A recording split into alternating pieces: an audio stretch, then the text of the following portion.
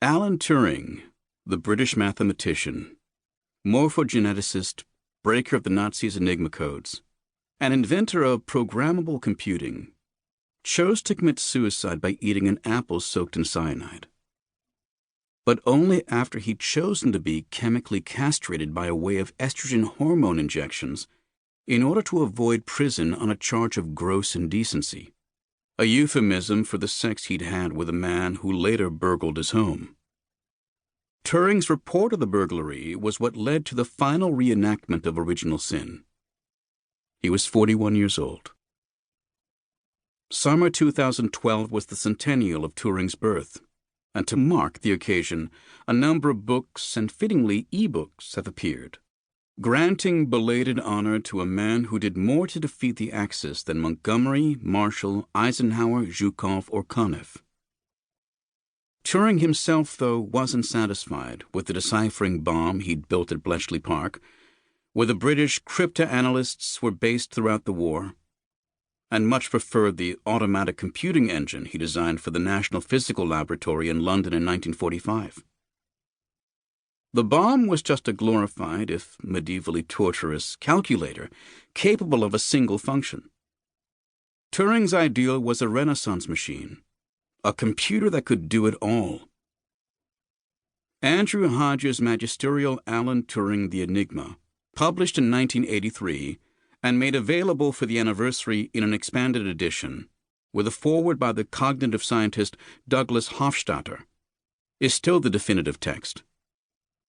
Its 600 pages don't presume to solve Turing's life so much as to respect the equation. Colonial Indian conception, itinerant boarding school in the English countryside, King's College, Cambridge, his encounter with the German mathematician David Hilbert's Entscheidungsproblem, decision problem, which led Turing to a reformulation of Kurt Gödel's theory about the limits of what can and cannot be expressed. The Entscheidungsproblem asks whether any proposition can be considered universally valid, which is to say, logically derived as either all true or false. The answers are as binary as ones and zeros.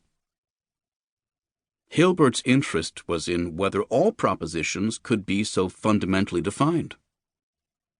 Whereas Gödel clung to arithmetic, Turing conceived of a more materialist or mechanized solution. His propositions would be represented as algorithms, to be sequenced into a machine that would test whether the sequence itself, or the machine's processing of it, could ever end.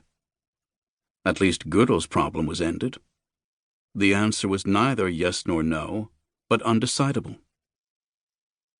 After publishing his results in a 1936 paper on computable numbers, Turing decamped for Princeton.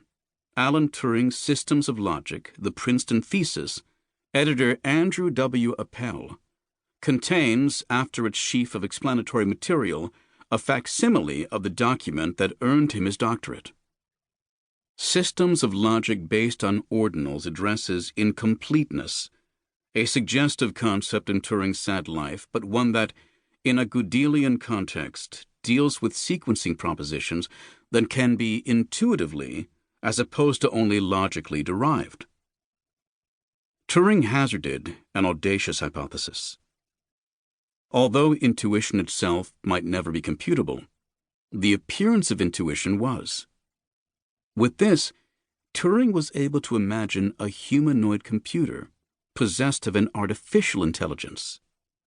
In his formulation, eventually codified as the Turing test, this computer would become human if and only if another human recognized him as such. It would seem that in Turing's milieu, gay men couldn't hope for a similar dignity. A last book, a last poignancy. Alan M. Turing Centenary Edition by Sarah Turing could only have been written by one type of human, a mother who'd outlived her son. First published in 1959 and since fallen out of print, this memoir of a genius who was also a champion marathon runner, cyclist, and rationalist eccentric, wearing a gas mask to protect against pollen, is now reissued with an essay by Turing's elder brother, John. Until Turing's arrest, John had never suspected his brother's homosexuality.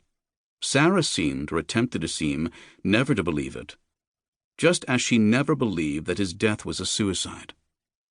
Her recollection concludes, "Many friends, either by reason of his temperament and recent good spirits, or because of his unlimited flow of ideas and great enthusiasm for putting them into practice, have been led to believe that his death was caused by some unaccountable misadventure.